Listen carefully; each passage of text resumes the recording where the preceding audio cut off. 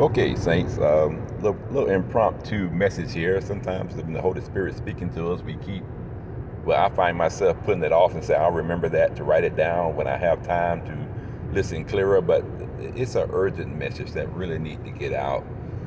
That I pray will help some people who are in vicious cycles of abuse of their own selves. It's self-abuse, really. And let me explain.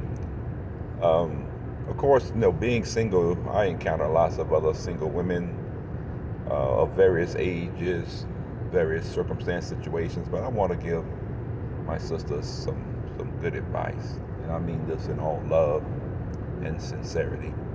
How many of you have heard women say, I'm looking for my Boaz, and I'm looking to grow closer to God, and, I want some man who will treat me the right way.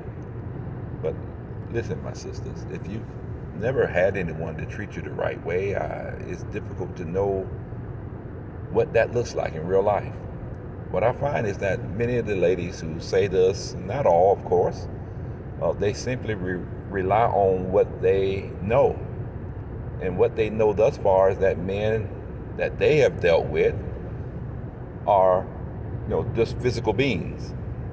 Even if they say they go to church, or may even say they're ministers or such. And they've been self-abusing themselves by allowing these men to come into their lives, let's be frank, to come into their beds, and sometimes into their wallets. And unfortunately, they've been conditioned to think that this is normal. Wake up call. Ladies, this is not normal for a woman who's seeking after a Boaz. You got to understand something about that story. Not only was Boaz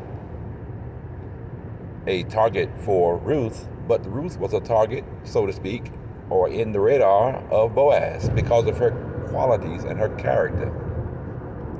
She would not expose herself to him in any type of physical or sexual way. She was laboring. She was handling her own business. She wasn't relying on him or any other man to take care of her. She simply relied on her faith in God. So if you know the story about how Ruth ended up in the land where Boaz was, she had committed to herself to Naomi and to Naomi's God.